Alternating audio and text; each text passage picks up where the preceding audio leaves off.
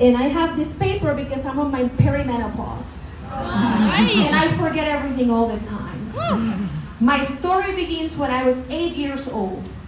When I was 8 years old, I was in Puerto Rico where I was born and raised. And I lived in my great aunt Lydia's house with my mom and my sister and a few mice. And one day, my great aunt Lydia went to the bathroom and there was blood in the toilet. She was well into her 60s, so it wasn't her period. Turns out that my great aunt Lydia had cancer in her vagina walls that spread to her colon. This is not a funny story, I'm sorry. To get depressing everybody. So yeah, I was there for the whole ordeal, you know, the chemo, the radio, the suffering until she died, and I became a hypochondriac. And you know, hypochondria, thank God, is not a mental illness anymore. Neither is homosexuality, but I still suffer from both. Yeah. So let's fast forward to my first mammogram in 2022. I go in, I do the thing, they say I have a radial scar on this boob, and they take it out, they check it out, they're like, you're fine. But because your maternal grandmother, Lydia's sister, died from breast cancer, now you have to come every year. And I was like, fuck that. Mammogram hurts, everybody. Hurts a lot. Man, what I can tell you is like try to put your balls between two metal plates and let somebody squish it until they can see. It's painful. And I was like, no, I'm not doing that. So I don't know if you know how genetic testing works, but it has to be your mom, your father, or your sibling who has cancer in order for the insurance to cover the genetic testing. And since it was my grandmother, I asked my mom to please go check. And she said, no, I don't want to know. She said, el que busca encuentra. That means whoever tries to find something will find something. So I was on my own. And I decided to pay out of pocket for a genetic testing and find out, because I was like, this is gonna come back negative and I'm just gonna come back in 5 years. So squish those boobies. Yeah, and you know, time passed. 2022 was the year that I married my beautiful wife. So, you know, it was time to concentrate on that. We got married, we went to our honeymoon, and then we started planning for me to have a baby because I am of a certain age. You probably can't tell because I'm Puerto Rican. But yeah, you know, when you hear things like first mammogram, you know, you can calculate that shit. So we were trying to have the baby, and I went to do the testing that you need to know exactly which sperm you need to buy. We bought the sperm, and then at the same time I did the cancer gene thing. So at the same time that the sperm that we chose arrives in the fertility clinic, I get my results that I am positive to the BRCA1 gene mutation, which predisposes me for ovarian cancer and breast cancer. Great. And if you know anything about Angelina Jolie, that's the same thing she has.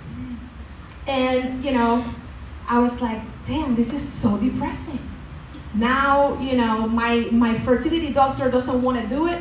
We were doing IUI, that's the one with the turkey baster, because that's the one covered by insurance, my insurance.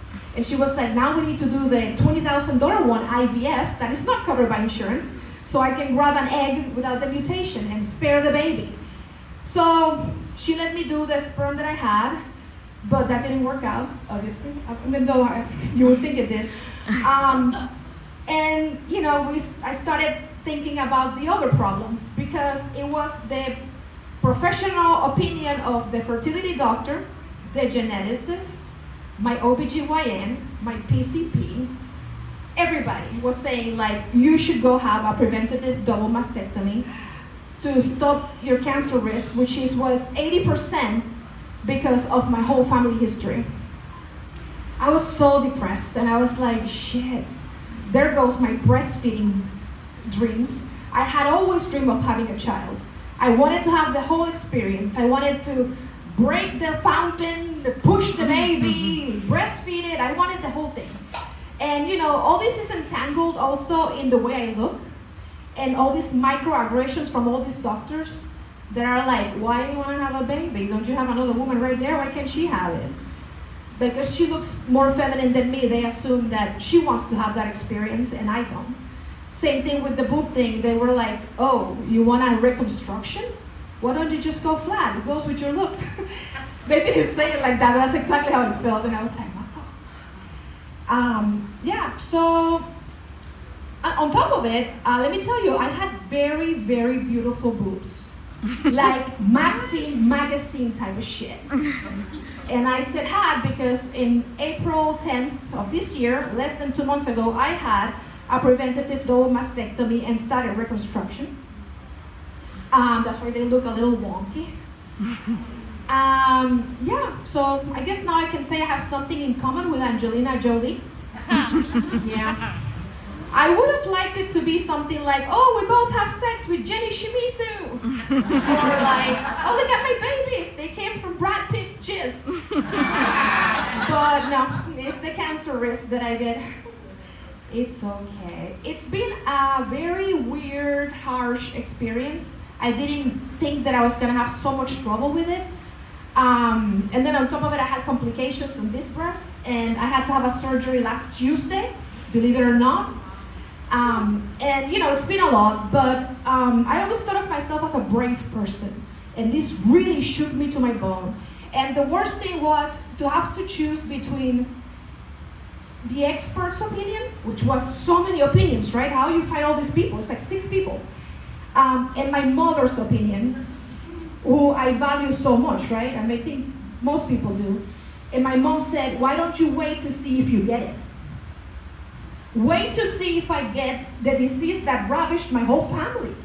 My grandmother, her 3 sisters, my grandfather, and 2 of the sisters of my paternal grandmother.